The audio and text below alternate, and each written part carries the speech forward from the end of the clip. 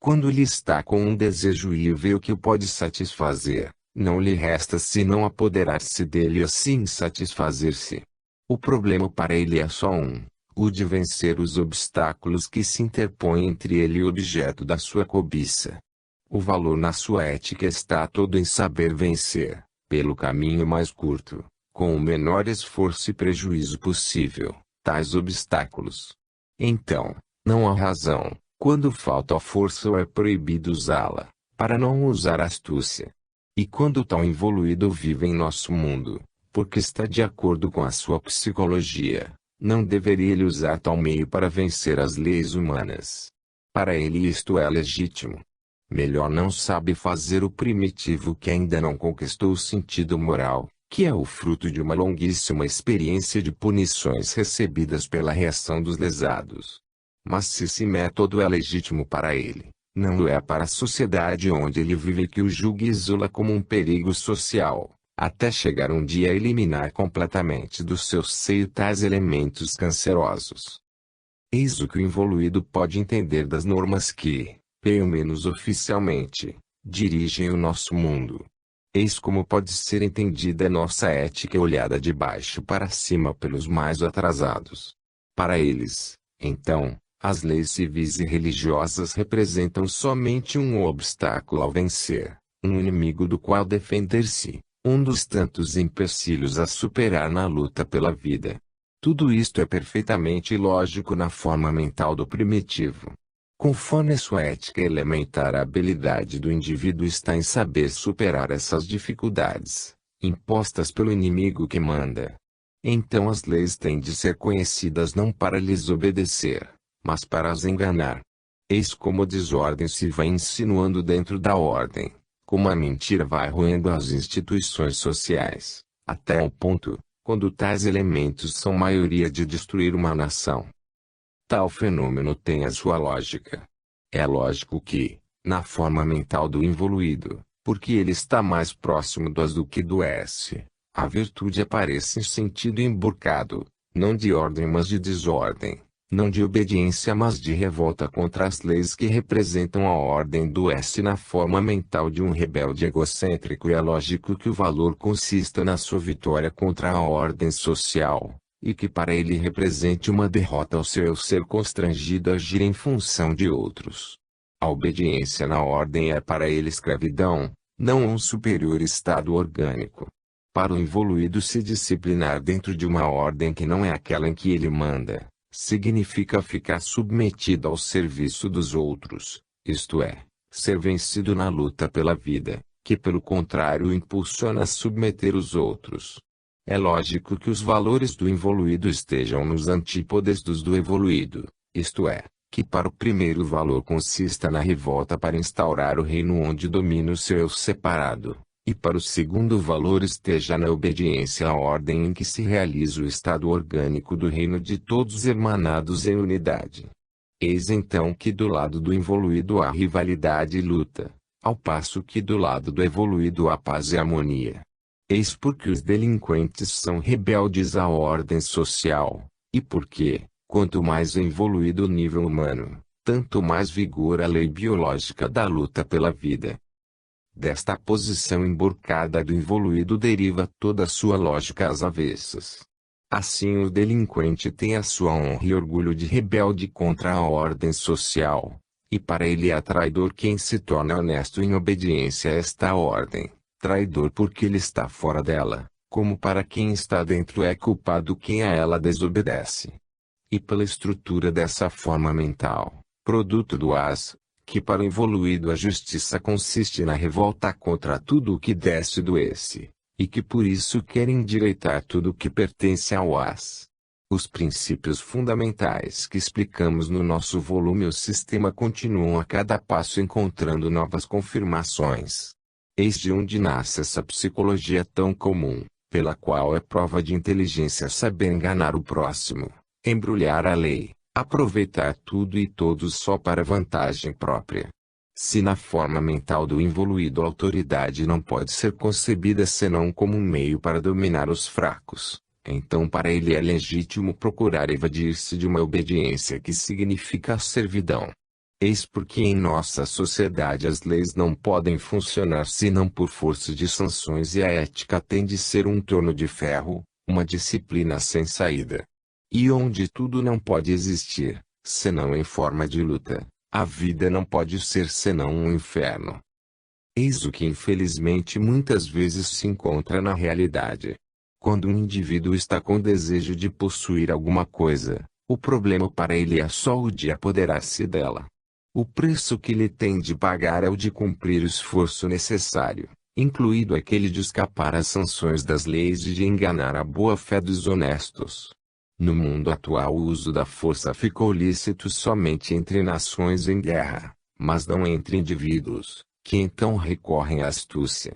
Assim, por exemplo, se um evoluído se apercebe que, com a mentira, mostrando-se fraco, vítima de injustiça, apesar de ser de natureza oposta, ele consegue com tal método ganhar explorando a piedade dos bons. Não há na sua forma mental razão para que não se regozije pela bela descoberta e não procure praticar em seu proveito tão rendoso truque, o mais possível, enquanto encontrar quem acredite em seus enganos. Mas nem sempre há tanta cegueira que parece má fé.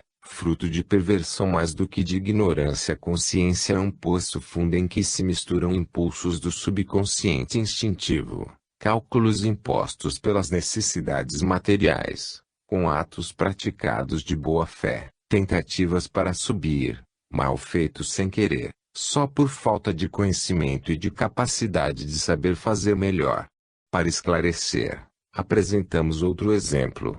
Não há dúvida que a posição de ministro ou representante de Deus em qualquer religião pode oferecer para alguns a vantagem de uma boa situação social, que representa um melhoramento nas condições de vida. Se isto constitui para a maioria um desejo honesto e natural, o que mais se almeja realizar pela própria lei de evolução, é lógico que na forma mental que vimos, movida por tais impulsos elementares, possa despontar com toda a fé e vocação para as coisas do espírito. E por que não deveria ela parecer espontânea e legítima em plena consciência, quando o indivíduo bem percebe e antes de tudo entende aquela vantagem concreta, que corresponde ao seu instintivo impulso de crescimento?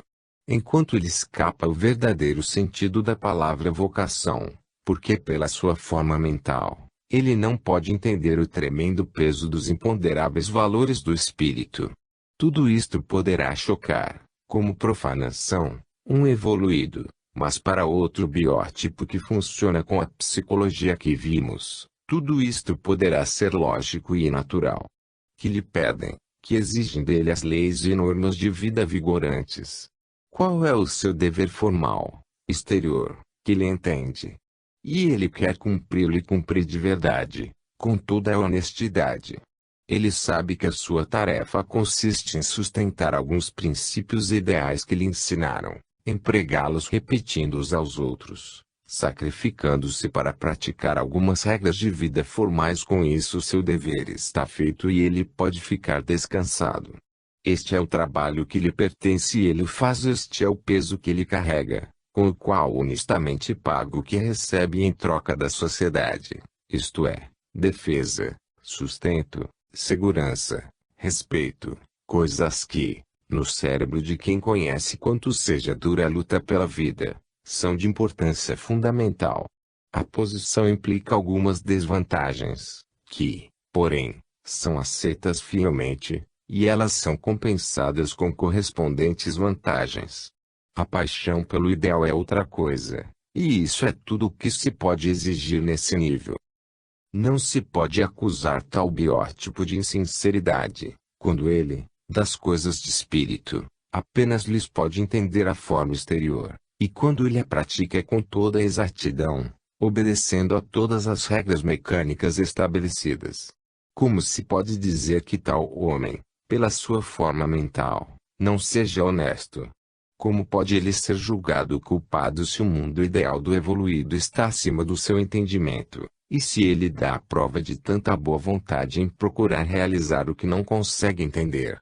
E não é bom que, sobretudo quem ainda não está maduro e tem de cumprir os seus primeiros passos no caminho da espiritualidade, Inicia a sua carreira espiritual por esse caminho, aproximando-se assim do conhecimento de valores ainda para ele inconcebíveis. Alguns se escandalizam porque neste caso pode parecer que tal homem faça negócio das coisas de Deus. Mas como pode ele fazer diferentemente, se esta é a ética que vigora na sua consciência, e se somente quando ele conseguir evoluir até um nível biológico superior poderá chegar a vibrar pela paixão que arrasta só quem entendeu o poder imenso e o valor sublime das coisas do espírito. O indivíduo comum não sabe nada disso. Aprende a sua lição de cor e a repete fielmente. Que mais se pode exigir dele? Com isso ele deu tudo o que tem e está convencido de ter feito tudo o que devia ser feito. Não segue ele na sua vida uma conduta exemplar, conforme as regras.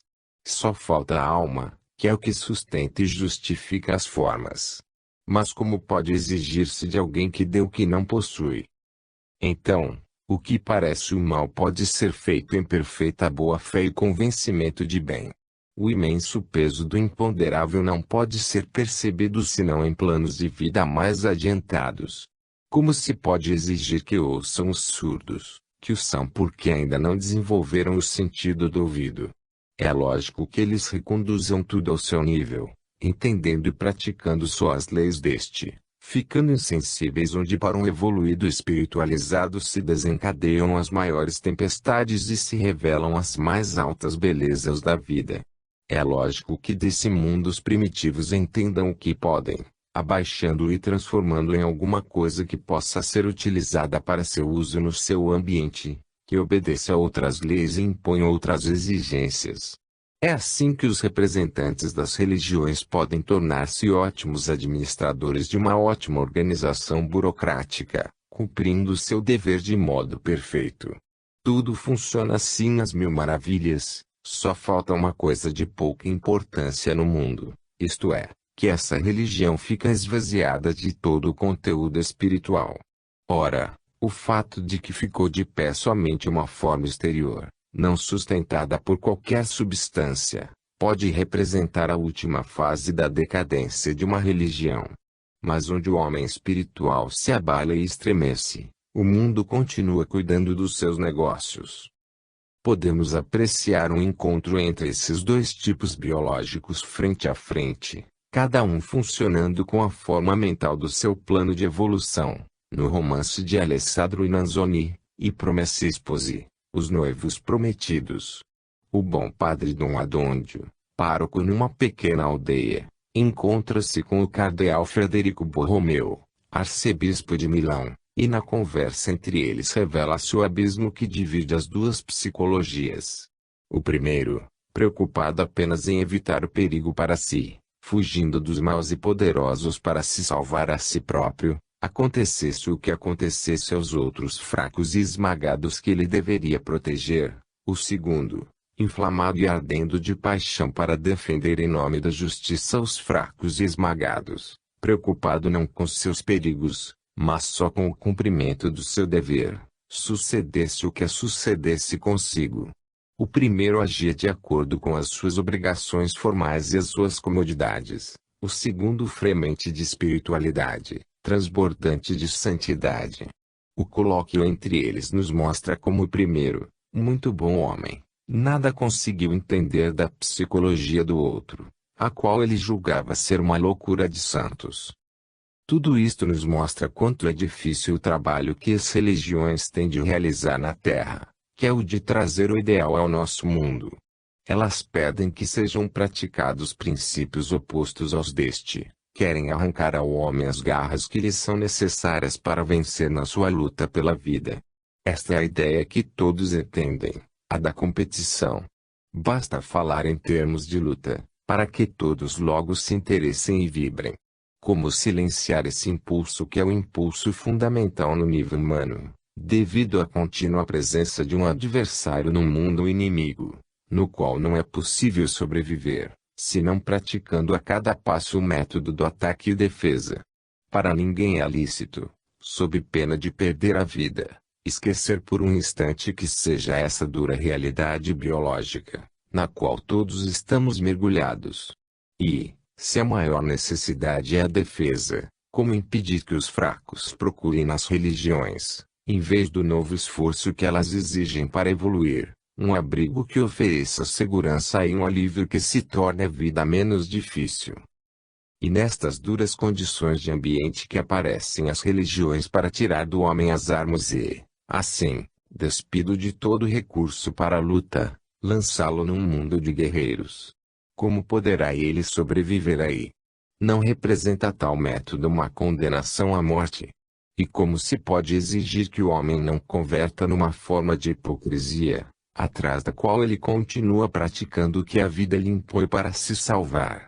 Se ele usa o sistema do mundo, trai os princípios das religiões, que se apressam a puni-lo com o inferno. Mas se ele pratica o sistema das religiões, isto significa derrota e escravidão de vencido. Como poderá, então, o primitivo não acabar sendo destruído? E se ele não continuar vivendo, como poderá realizar-se a sua evolução?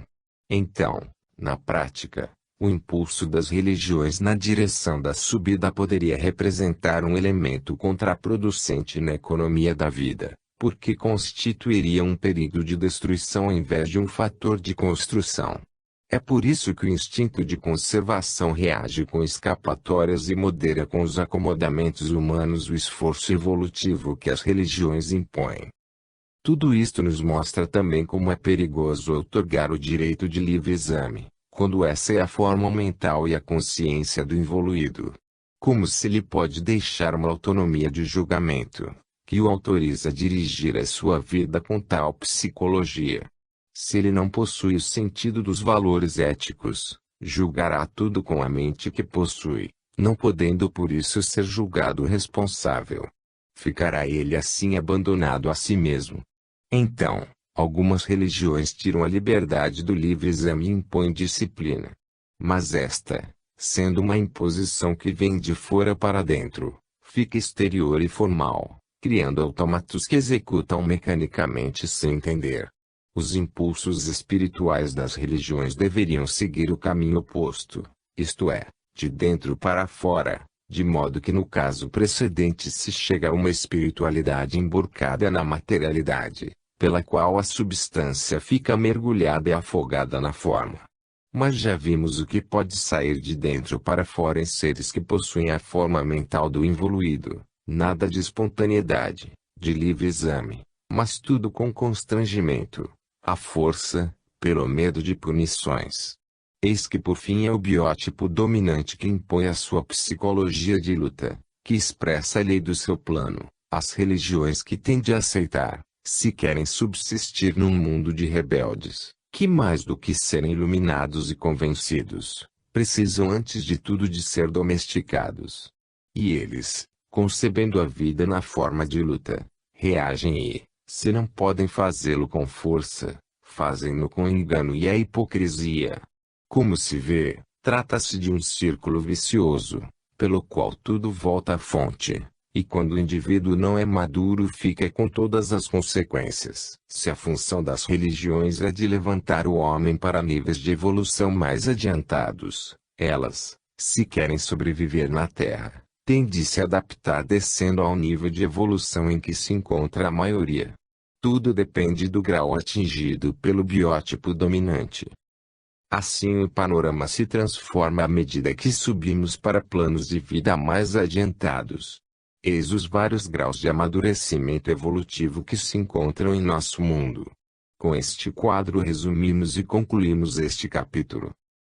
Primeiro grau.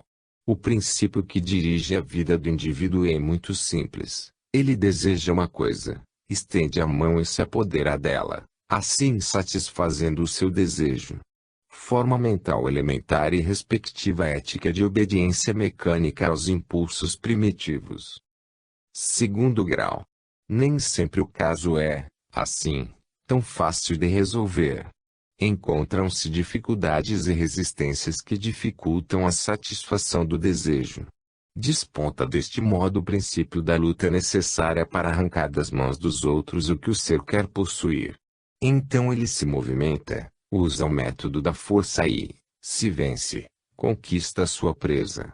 atingindo deste modo o seu objetivo e satisfazendo o seu desejo. Eis a forma mental e respectiva ética do cidadão desse plano, conforme sua consciência. Neste nível, a presença de leis civis e religiosas representa para o indivíduo somente um obstáculo a superar. No estado atual de sociedade humana existe, porém, uma ordem coletiva que constrange com a força aquele indivíduo a obedecer às leis, ao passo que no terreno internacional não existe disciplina entre as nações que julgam legítimo satisfazer os seus desejos com as guerras, praticando a lei da forca que, para o indivíduo, no terreno particular, é proibida. Assim as unidades coletivas estão mais atrasadas do que ele. Quanto maiores elas são, tanto mais tempo e trabalho é necessário para elas se civilizarem. Terceiro grau. Este é o estado em que o indivíduo obedece às leis, mas só na forma exterior e porque constrangido à força. Julga-as, porém, sempre como um obstáculo a superar, um inimigo a vencer porque lhe impede a satisfação de realizar o seu desejo, atingindo o seu objetivo. Então, constrangido pela força que a organização social possui, contra a qual ele não tem poder bastante para se rebelar, o indivíduo emprega outro meio, um substituto dela, a astúcia. Prevalece, assim, num ambiente pacífico na superfície e na aparência, uma luta subterrânea, invisível por fora, terrível e desapredada, mas bem escondida sob um manto de hipocrisia. Mudou a forma da luta, mas esta ficou na substância. Este princípio e tal método de vida permaneceu, mas se tornou mais sutil e aperfeiçoado. Eis a forma mental e respectiva ética do cidadão deste plano, conforme sua consciência. Então o trabalho do indivíduo está sempre em se evadir das leis, que ele continua julgando um obstáculo a superar. O objetivo fica sempre o mesmo, o de satisfazer os seus desejos, mas praticando a arte de escapar às sanções penais das leis. A finalidade não é de colaborar, obedecendo na ordem, mas de se rebelar para o triunfo do próprio eu. A diferença com o caso precedente está no fato de que agora a violência não é mais física, mas econômica, nervosa, psicológica, e a desobediência está disfarçada sob as aparências da obediência. Quarto grau. Se o primeiro grau é o do animal, o segundo é da fera, do selvagem, do delinquente, ou primitivo mais evoluído. Se o terceiro é o do homem atual ou evoluído mais adiantado, o quarto grau é o do evoluído que abandonou todos esses métodos de luta, porque chegou a entender a lei de Deus e a essa espontaneamente obedece. Nisto ele atinge o seu objetivo e satisfaz o seu desejo de bem. Eis a forma mental e respectiva ética do cidadão desse plano, conforme sua consciência. O mencionado princípio da luta e o respectivo método de vida ficaram definitivamente abandonados nos inferiores níveis biológicos, dos quais o evoluído não faz mais parte. Eis os biótipos que encontramos em nosso mundo atual, cada um com a sua forma mental e ética respectiva. Nos capítulos seguintes teremos de encarar também outros problemas no terreno da ética. O nosso sistema filosófico nos permite resolvê-los. Cada filosofia representa uma dada interpretação da realidade, filtrada através do temperamento de um dado pensador.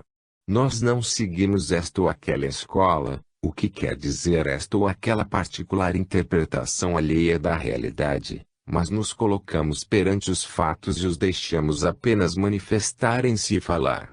Nós ficamos apenas olhando e escutando. Deixamos que eles nos apresentem o seu sistema filosófico, que está contido no pensamento que rege o seu funcionamento. Cada fenômeno, no seu desenvolvimento, nos mostra a lei a qual obedece.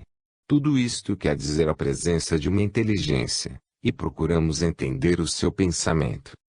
A matéria com que se organiza o nosso universo apresenta-se-nos como uma maravilhosa construção lógica e matemática. Sobre esta base física se levanta a vida e, naturalmente, se movimenta em função de finalidades que ela deve atingir e que explicam e justificam o seu contínuo esforço evolutivo. O trabalho de tal íntima autoelaboração representa a nossa fadiga de hoje, mas o seu fruto será o nosso triunfo de amanhã, para o qual nos leva uma irresistível atração. Ora, pode-se medir a inteligência com o método dos testes. O que uma inteligência produz nos dá a medida do seu valor. Com tal método podemos então medir quão imenso seja o valor daquela que construiu o universo físico e sua ordem matemática, a célula viva, e soube organizar bilhões delas no corpo humano, resolvendo todos os respectivos problemas particulares, como era necessário para atingir tais resultados. Só com a presença de tal inteligência se pode entender o significado de todos os fenômenos físicos, sejam eles dinâmicos ou espirituais. Neles ela fala e se revela. Nós ficamos simplesmente escutando. Eis onde se baseia o nosso sistema filosófico. Dentro dessa inteligência vimos que está escrito também o Evangelho, como um objetivo cuja realização será atingida no futuro, como produto da evolução da vida. As religiões são um meio para chegar a isto, conforme planos históricos pré-estabelecidos por aquela mente diretriz. Pelo seu afastado nível evolutivo, o homem atual quereria repelir a concepção evangélica, fora da realidade da vida, como coisa que só pode pertencer a um mundo transcendente e sobrenatural, reservada à esfera espiritual dos ideais religiosos. Mas aqui já explicamos que se trata apenas de duas posições diferentes ao longo da escala da evolução, a do presente e a do futuro, a do involuído e a do evoluído, de modo que a segunda está pronta para aparecer logo que se esgotar a função biológica da primeira. Se tais são as bases do nosso sistema filosófico, a ética que aqui sustentamos representa as consequências deste sistema, ética concebida, então, em função de uma visão universal, da qual logicamente derivam estas conclusões práticas. Poderemos assim nos capítulos seguintes entrar em outros pormenores. Inferno e paraíso não são fantasia, mas realidade. O primeiro é o as, o segundo é o S. A vida evolui do primeiro para o segundo. O paraíso das religiões representa uma realidade biológica futura, uma posição positiva de existência, colocada como último objetivo no fim do caminho evolutivo. A ética representa o guia que nos dirige ao longo desse caminho para nos levar a esse ponto final. Por isso é de nosso interesse fundamental conhecê-la, para praticá-la, porque se trata de nossa felicidade. Veremos agora outros aspectos dessa ética, a respeito dos quais o nosso mundo está navegando na mais completa obscuridade. Diferentemente não pode acontecer quando não se sabe dar resposta lógica e convincente às perguntas fundamentais da existência: por que vivemos, de onde viemos e para onde vamos, etc. Vivemos num universo que funciona conforme um plano pré-estabelecido, que se vai desenvolvendo em momentos encadeados um no outro, sucessivamente, por uma férrea conexão lógica. Não há fenômeno que assim não esteja vinculado a infinitos outros. O que acontece a cada um de nós neste momento é o resultado último de impulsos que se movimentaram há milhões de séculos e agora chegam daquele passado longínquo até nós, trazidos na onda do tempo. É assim que não é possível entender e resolver qualquer caso particular, se não soubermos orientar no plano universal. Há problemas escaldantes e tormentosos ainda por resolver em nossa sociedade, como por exemplo o da delinquência, que se procura remediar com punições legalizadas. Mas o delinquente nasce, assim, por tendência hereditária transmitida de pais a filhos e por estes recebida sem saber nem querer, ou assimilada do ambiente em que ele teve de se desenvolver, sem possibilidade de escolha. Então a culpa foi de outros, quer dizer da sociedade, que julga o delinquente pessoalmente responsável e como tal o pune, justificando-se com abstratas teorias de justiça, enquanto que só luta para o seu interesse pode julgar e condenar porque se encontra na posição do mais forte e o outro na do mais fraco. E de fato vemos o que acontece nas revoluções, quando tal posição se emborca, porque a ordem social enfraqueceu. O primeiro crime é da sociedade que deixa que sejam gerados esses infelizes, deixando a geração livre a todos, para que nasçam também doentes físicos e mentais, inconscientes, irresponsáveis, loucos, criminosos etc., semeando sofrimento para si e para os outros. O primeiro crime é da sociedade, porque a ela antes de tudo interessa reprimir punindo os culpados, muito mais do que prevenir a culpa. Ela pode legalmente praticar em sua vantagem o desabafo do seu instinto de agressividade e imposição para dominar, já que prevenir, de modo que os crimes não se realizem, custa esforço, sacrifício, exige amor, necessários para melhorar o ambiente, para substituir as condições de vida inferior em outras mais adiantadas, onde o mal não pode nascer. Assim, quem é condenável é antes de tudo a sociedade que pune as suas culpas somente em alguns indivíduos que são o efeito delas. A realidade é que o nosso mundo ainda não sabe se conduzir com inteligência dirigindo os fenômenos fundamentais da sua vida. Teremos assim de examinar, neste livro, mais em profundidade, o problema e penetrar o mistério da personalidade humana, sem o que nada se pode resolver. Eis a dura realidade. Quantos problemas terá de resolver a nossa sociedade, antes que possa chamar-se civilizada? O homem atual resolve os seus problemas empiricamente, sem suspeitar que está obedecendo a impulsos do seu subconsciente, julgando sem conhecimento da lógica das leis que Deus escreveu em todas as coisas.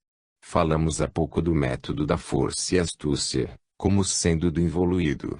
Não é este o método praticado hoje pelo nosso mundo. É o método do rebelde, que só sabe cometer erros e com isso gerar sofrimentos.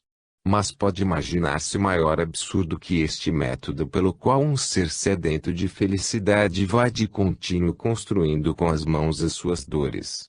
E o que está acontecendo nas relações entre indivíduos e grupos, inclusive entre as maiores nações, com todas as suas consequências. O método das rivalidades e da luta leva consigo a necessidade de vencer. Neste nível a vida deve ser uma conquista contínua, baseada na força. Está na lógica de tal método que a outras consequências o princípio egocêntrico não possa levar. Não pode haver paz senão com a submissão dos outros. Toda vitória e grandeza é um trono que se levanta sobre um cemitério cheio de mortos ou na prisão de escravos convivência pacífica, que não seja em função do domínio de um vencedor, não é possível. Hoje se fala de paz, intensificando a corrida armamentista. Primeiro a astúcia diplomática, e atrás dela, prontas as armas, para saltar em cima da outra parte, logo que esta der um sinal de fraqueza. Mas ninguém, nem sequer o fraco, renuncia à vida, de graça. No fim a defenderá com a força do desespero, preferindo que morram todos ao invés de morrer ele sozinho. Eis que o resultado final do método atual tende fatalmente, pela sua própria natureza, à destruição de todos, vencedores e vencidos, a paz do cemitério, que representa o triunfo da negatividade do as. Eis o que são as vitórias humanas, porque cada uma delas representa um desequilíbrio conquistado à força, uma violação da harmonia universal e, por isso, um débito a pagar à justiça da lei. Assim, a história não é senão uma série de guerras, vitórias, débitos e sofrimentos a pagar. Quem vence é a justiça de Deus, que constrange todos a pagar. Ele deixa sempre um novo vencedor triunfar, utilizando-o como instrumento para punir o velho vencedor, agora vencido. Assim em rodízio, todos ficaram envolvidos no mesmo ciclo. Assim, os cidadãos da Revolução Francesa foram instrumentos da justiça de Deus para punir os excessos da aristocracia. Mas, portanto têm cometidos, também, os seus crimes. Foram punidos pelo povo francês que, por sua vez, foi punido pelas dores e mortes das guerras napoleônicas, cujo chefe acabou também punido com a derrota e o desterro. E assim por diante. Nos tempos modernos, as culpas da Inglaterra foram punidas pela Alemanha com as duas últimas guerras, com as quais ela perdeu o seu império colonial. Depois, os crimes da Alemanha foram punidos pelos Estados Unidos, que agora estão ameaçados de serem punidos pela Rússia, cujo poder eles próprios criaram com as suas mãos para vencer a Alemanha se a Rússia vencer. Depois chegará a China para punir os seus crimes, e assim por diante. Deste modo, cada um paga os seus pecados e, acima de todas as injustiças humanas, filhas do uso da força, triunfa com o sofrimento, por todos merecido, a justiça de Deus. Tal será o destino do mundo, enquanto ele não acabar com tal método de vida e, não cometendo mais injustiças, não precisar mais de ser punido. Sabemos que, para a forma mental dos práticos, as nossas palavras parecem utopia, porque outra é a realidade da vida. Mas não há dúvida também que estes não podem deixar de ser os resultados da psicologia e métodos hoje vigorantes. Como há pouco dizíamos, tudo está logicamente encadeado num processo consequente em desenvolvimento, de modo que, quando escolhemos um dado método de ação, nele fatalmente ficamos presos até as suas últimas consequências. Quem semeia causas de um dado tipo, terá depois de aceitar os seus efeitos, até que sejam completamente esgotados os impulsos movimentados. O método de ação representa a aplicação de alguns princípios básicos, desenvolvidos ao longo de um caminho marcado que, uma vez iniciado num dado sentido, não se pode afastar dele, já que ele deve seguir e realizar a sua lei até ao fim. O homem terá muito trabalho e incríveis dores para chegar a entender que existe uma lei que tudo dirige, que ninguém pode sair dela e, por fim, se o ser quiser acabar de sofrer, tem de aprender a movimentar-se dentro dela com inteligência, obedecendo-lhe e não se chocando com ela a cada passo. Neste momento em que estou concluindo este assunto, abro por acaso uma revista europeia e leio: o materialismo que hoje domina no mundo impulsiona-o para a sua ruína. Toda ideia de espiritualidade desapareceu, a fera ruge no homem, que caiu no abismo das trevas morais. Em vão as religiões procuram levá-lo para o bem. Os ouvidos dos homens animais tornaram-se surdos e não entendem mais. A ciência até que dirige a humanidade vive na obscuridade, sem nenhuma orientação a respeito dos supremos objetivos da vida. Assim fala a revista. E de fato o mundo é ateu na prática, dividido em duas formas de ateísmo: o dos materialistas, abertamente declarado, e o das religiões, escondido sob práticas exteriores. Assim o nosso mundo, apoiando-se na sua ignorância da existência e presença de Deus imanente e de sua lei funcionando entre nós, acredita ter resolvido os seus problemas simplificando-os no nível mecânico animal, e que esta possa ser uma solução certa e permanente. Há, porém, o irresistível impulso da evolução, devido àquela presença, ao qual cabe realizar fatalmente a transformação do involuído em evoluído. Impulso que arrasta a tudo, porque representa a própria vontade de Deus, que exige e garante a nossa salvação, mesmo que isto deva custar ao homem, para que ele aprenda a lição necessária, o ter de sofrer todas as dores que tiver merecido. 4. A personalidade é humana. A ciência já chegou a admitir que o universo é o produto de uma grande inteligência, que está anteposta ao seu funcionamento. Então deve haver um princípio, uma ordem, uma lei que tudo regula. A ciência admite também que nada se cria e nada se destrói. Isto quer dizer que tudo que existe, apesar de que vai sempre mudando de forma, fica indestrutível na substância. Disto se segue que a personalidade humana, cuja existência é um fato positivo, não pode ser destruída, devendo sobreviver à morte. A ciência admite a lei da evolução.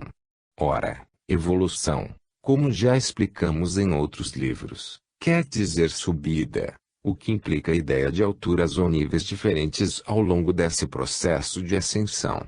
Então a nossa concepção de planos de vida diferentes e sobrepostos não é arbitrária, mas é a consequência direta do conceito de evolução.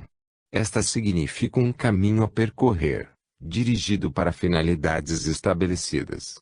E de fato vemos que tudo é imperfeito, mas vai procurando melhorar-se, subindo para a perfeição. Vemos assim aparecer claras as linhas fundamentais do fenômeno de nossa vida, regido por estes 4 princípios: ordem, indestrutibilidade, evolução, finalismo. Mais pormenorizadamente chega-se às seguintes conclusões: 1. Existência de Deus e da sua lei, que tudo dirige. 2. Sobrevivência à morte. 3. O fato de que o caminho da evolução não pode ser percorrido, senão atravessando níveis de vida diferentes, nos leva ao conceito de uma existência muito mais vasta, em que se juntam, como tantos anéis de uma cadeia, as vidas sucessivas, sem as quais não pode haver evolução. 4. A nossa condição presente é o produto da nossa conduta no passado, como a nossa condição no futuro será o resultado de nossa conduta no presente, tudo sempre em função da última finalidade da evolução. Eis que por esse caminho chegamos até as raízes, que justificam e onde se fundamentam as normas da ética. Agora as linhas gerais do fenômeno podem ser vistas claramente. Mas neste livro queremos nos aproximar cada vez mais da realidade prática da vida. Por isso, dos princípios que a regem, temos que dizer até o exame do caso particular, olhando de perto, porque é o que mais interessa ao indivíduo. Por outras palavras, para saber qual deve ser na vida a nossa conduta com as suas consequências, estabelecendo, assim, as nossas responsabilidades, é necessário conhecer a estrutura de nossa personalidade e qual é a linha de nosso destino. 2 problemas que não se podem resolver senão em função um do outro. Veremos, assim, como os princípios gerais que regem a vida poderão ser aplicados ao caso particular de cada indivíduo, conforme o seu tipo de personalidade e de destino. Na maioria dos casos o indivíduo vive cegamente, sem saber quem é e sem conhecer as finalidades para as quais ele existe, que explicam e justificam a sua vida.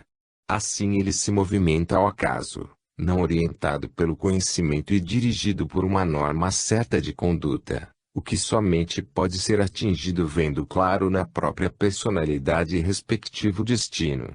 O indivíduo movimenta-se, assim, obedecendo apenas aos impulsos descontrolados dos instintos, momento por momento, sem consciência de um traçado de vida seu, que se desenvolve em função de um objetivo a atingir, sem a autonomia de direção de quem é sabedor do sentido da sua viagem evolutiva, mas é só mecanicamente arrastado pelas forças da lei. Tal é a triste posição do involuído, mergulhado nas trevas da sua ignorância. Aqui está a grande diferença entre o evoluído e o involuído. Este concebe a sua vida isolada no curto trecho que pode perceber com os sentidos, fechados entre o nascimento e a morte, como se este parêntese percorrido no plano físico fosse toda a vida. Além destes 2 pontos, para ele tudo é mistério. O evoluído, pelo contrário, tem consciência de uma vida muito mais vasta, que vai para além destes 2 limites. Uma vida imensa que abrange o seu caminho evolutivo na eternidade. Ele conhece os elementos do duplo problema, personalidade e destino, isto é, sabe quem ele é e qual é o objetivo particular que ele deve atingir na sua atual vida física, em função dos objetivos maiores de toda a sua evolução. Então, para os 2 biótipos, involuído e evoluído, a vida é concebida e se torna uma coisa completamente diferente. Para o primeiro ela contém posições materiais que ele concebe como uma realidade estável, verdadeira, feita para durar. Para o segundo se trata somente de cenas postiças em contínuo deslocamento, apenas expressão exterior tangível de outra realidade profunda, que é um movimento de forças, um amadurecimento de efeito, o desenvolvimento lógico de um destino. Enfrentemos, então, o problema, procurando em primeiro lugar chegar ao conhecimento da personalidade humana na sua estrutura, observando-a na sua posição estática. Encararemos depois o mesmo problema no seu aspecto dinâmico, observando a personalidade humana na técnica da sua construção. De fato, a consciência que constitui o nosso eu, não representa uma posição estável, mas uma entidade em contínua transformação, devido ao seu deslocamento ao longo do caminho da evolução. Isto corresponde ao conceito agora mencionado, de planos de vida diferentes, a cada um dos quais corresponde uma correlativa forma de consciência e grau de entendimento, conquistado por evolução conforme as experiências realizadas nas vidas sucessivas. A teoria da reencarnação foi por nós demonstrada no livro Problemas Atuais. Há, porém, outro fato. O que chamamos a nossa consciência, dentro dos limites da qual percebemos, pensamos e nos sentimos vivos, não representa todo o nosso eu, mas só uma parte dele. Existe, perto desta, outra parte, cujo conteúdo e limites não conhecemos, e escapam ao nosso controle, mas que é imensa e fica mergulhada no mistério, como se fosse um extrato profundo e escondido, do qual se eleva, como se saísse do mar, e se patenteia a parte consciente do nosso eu. Esta parte desconhecida é o que chamamos o inconsciente. Então o nosso consciente é uma entidade que emerge do inconsciente, isto é, de um mar desconhecido, que está para além de nossa consciência, e esta entidade com evolução se vai deslocando de um plano de vida a um nível biológico para outro. Mas observemos mais de perto o fenômeno, nos seus pormenores. Procuremos antes de tudo entender qual é o conteúdo desse inconsciente, situado para além dos limites do nosso consciente. Podemos conceber o consciente como suspenso entre duas zonas de inconsciente, uma, evolutivamente inferior, que chamamos de subconsciente, e outra, evolutivamente superior, que chamamos de superconsciente. Evolutivamente inferior significa que, ao longo do caminho da subida evolutiva, o subconsciente representa o que foi já percorrido, isto é, vivido e assimilado, por outras palavras, o passado. Evolutivamente superior significa que, ao longo do mesmo caminho, o superconsciente representa o que ainda deve ser percorrido, isto é, vivido e assimilado, por outras palavras, o futuro. Então o nosso eu pode existir em três zonas ou níveis diferentes. 1. Subconsciente. 2. Consciente. 3. Superconsciente. Estas três zonas são como três camadas sobrepostas que correspondem a três fases sucessivas de evolução ou níveis de existência do eu, isto é, 1. Eu inferior. 2. Eu médio. 3. Eu superior. Não podíamos deixar de encarar o estudo do problema de nosso eu, observando como transformismo progressivo em função do fenômeno da evolução, porque este é fundamental para tudo o que existe no biótipo humano comum. O eu funciona conscientemente no nível médio, enquanto que as atividades do eu inferior, como as do superior, ficam escondidas, ocultando-se na zona misteriosa do inconsciente. Podemos assim ver o fenômeno no seu aspecto luz-sombra, o que nos indica quais são os limites do terreno dominado pela nossa consciência, elevando-se como uma ilha que sai do mar do inconsciente. Podemos ver também o fenômeno do eu em três momentos sucessivos ou suas posições diferentes ao longo da sua ascensão evolutiva. Observemos agora o conteúdo, isto é, as qualidades dessas três formas de existência de nosso eu, para ver depois como seja possível por evolução deslocar-se de uma para outra. Na sua estrutura a personalidade humana poderia ser comparada ao espectro solar. A parte inferior invisível, a do infravermelho, corresponde ao subconsciente, que está fora da percepção da consciência, como o infravermelho está fora da percepção do olho. Esta é a zona dos instintos, fruto das lições aprendidas no passado, como dos automatismos adquiridos pela longa repetição e que por isso não precisam do controle da consciência para realizar o funcionamento, que se tornou mecânico, do organismo físico. A parte superior, igualmente invisível, a do ultravioleta, corresponde ao superconsciente, e este também está fora da percepção da consciência, como o ultravioleta está fora da percepção do olho. Esta é a zona das qualidades superiores ainda a conquistar no futuro, a zona das antecipações evolutivas onde substancialmente se realizam as superiores funções psíquicas e espirituais da intuição do gênio, às quais está confiada a descoberta de verdades cada vez mais vastas e profundas, mais próximas do absoluto. Ora, a consciência normal está situada entre esses dois extremos, que existem fora dela, um debaixo e outro acima, mas para ela invisíveis, para além dos limites do seu conhecimento. E como acontece com o espectro visível, que está situado entre o infravermelho de baixo e o ultravioleta em cima. Em ambos os casos só quando o ritmo vibratório, seja da luz como da consciência, fica dentro do limite de um dado comprimento de onda, é que aparece o que chamamos de luz ou de consciência. Então, quando falamos de personalidade, ela pode ser entendida seja em sentido restrito, só na sua parte visível, isto é, só como consciência, seja em sentido mais vasto, na sua totalidade, que contém também a sua parte invisível, subterrânea, que se estende também no inconsciente. Parte de nós é desconhecida em nosso tempo, mas representa um lado essencial de nosso eu. Parte que a moderna psicanálise está procurando penetrar, parte importante, porque é dela que saem, subindo de baixo ou descendo do alto para o terreno da consciência, tantos impulsos que sem tais pesquisas ficariam escondidos no mistério, sem que seja possível conhecer a sua origem e significado.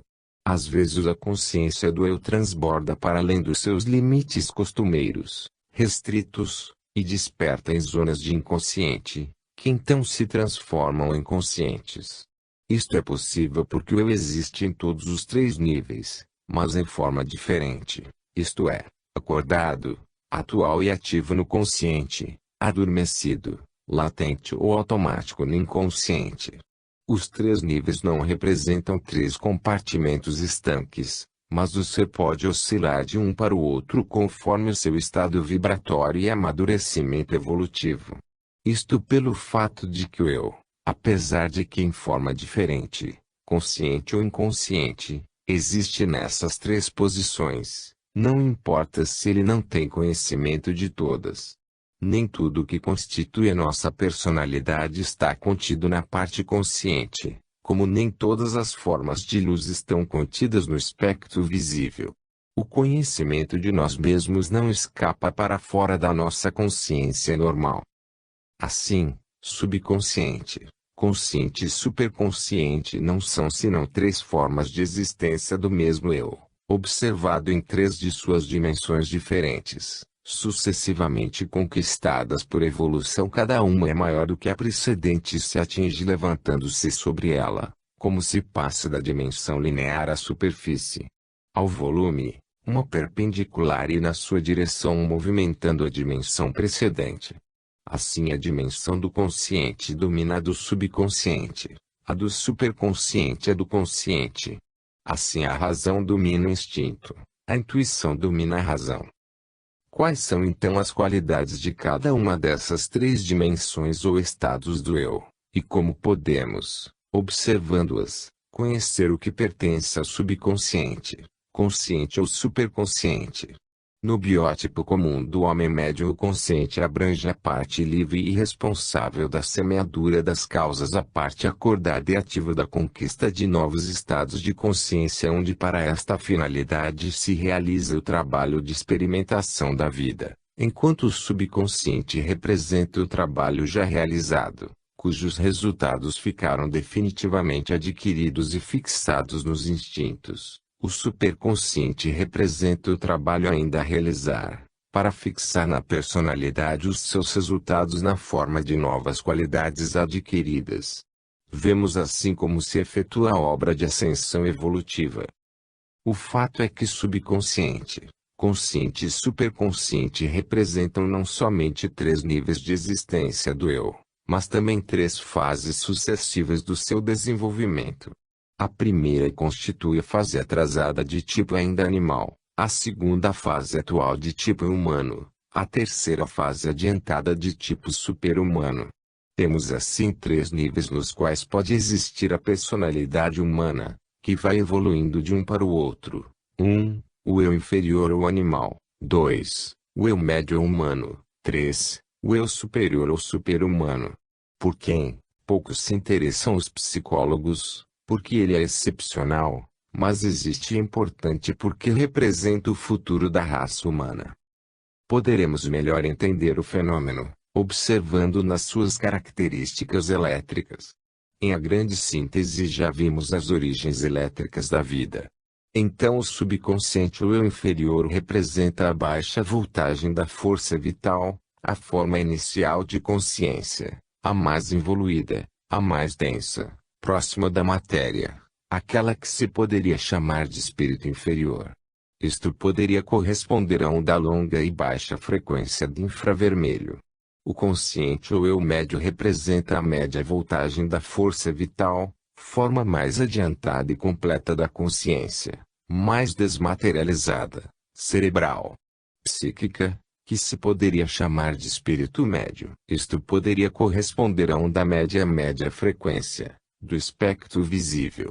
O superconsciente ou eu superior representa a alta voltagem da força vital, forma ainda mais adiantada e completa de consciência. Mais do que cerebral e psíquica, mas espiritual, que se poderia chamar de espírito superior. Isto poderia corresponder à onda curta e alta frequência do ultravioleta. Assim, no fenômeno da evolução da consciência verifica-se o mesmo processo de aumento de frequência vibratória e diminuição de comprimento de onda, qual encontramos no desenvolvimento do espectro solar, na passagem do infravermelho ao ultravioleta. Do primeiro até ao segundo número das vibrações sobe de 400 a 750 trilhões de vibrações por segundo. Enquanto que paralelamente o comprimento de onda diminui de 0,776 micron no vermelho a 0,4 micron para o violeta. Assim, resumindo, o subconsciente ou eu inferior representa um estado vibratório de baixo potencial ou voltagem, de onda longa e baixa frequência. O consciente ou eu médio representa um estado vibratório de médio potencial ou voltagem, de onda média frequência. O superconsciente ou eu superior representa um estado vibratório de alto potencial ou voltagem, de onda curta e alta frequência. Por outras palavras, a quantidade se transforma em qualidade. A massa de uma força vital grosseira se muda numa forma de existência mais sutil e poderosa, o que corresponde à transformação que o processo evolutivo opera nas qualidades das para lhes substituir as do esse. Eis nas grandes linhas qual é o conteúdo do fenômeno da personalidade humana, o qual nos mostra como o eu pode existir em vários níveis, manifestando-se em 3 formas diferentes. O produto do subconsciente ou eu inferior e o princípio funcional que o caracteriza, é o instinto. O produto do consciente ou eu médio e o princípio funcional que o caracteriza, é o raciocínio. O produto do superconsciente ou eu superior e o princípio funcional que o caracteriza, é a intuição. Observaremos agora mais pormenorizadamente estas características. Conforme o seu desenvolvimento, o indivíduo pode viver funcionando num ou no outro desses 3 níveis biológicos. As qualidades que ele possui nos mostram a qual desses 3 graus de evolução ele pertence. O biótipo que existe só no plano do subconsciente ou eu inferior é elementar, instintivo, emotivo. Ele só possui a sua sensibilidade e com esta vai vibrando ao acaso, porque ainda não se construiu o intelecto para pensar, controlar-se, dirigindo-se com conhecimento. Este é o nível do primitivo, ainda não desenvolvido. Ele funciona por reações inconscientes. Segue cegamente os impulsos dos sentidos, ainda não sabe raciocinar nem entende o mundo das ideias, só pode ser impressionado e sugestionado. Como resolve ele o problema da sua conduta? A sua ética se baseia nos instintos animais aos quais ele obedece e segue aí mecanicamente, não entendendo o porquê do que ele faz, não se orientando por autonomia de juízo, mas imitando, isto é, repetindo o que fazem os outros, porque para ele o que faz a maioria representa a verdade. Para ele, que não possui recursos mentais individuais, as soluções oferecidas pelos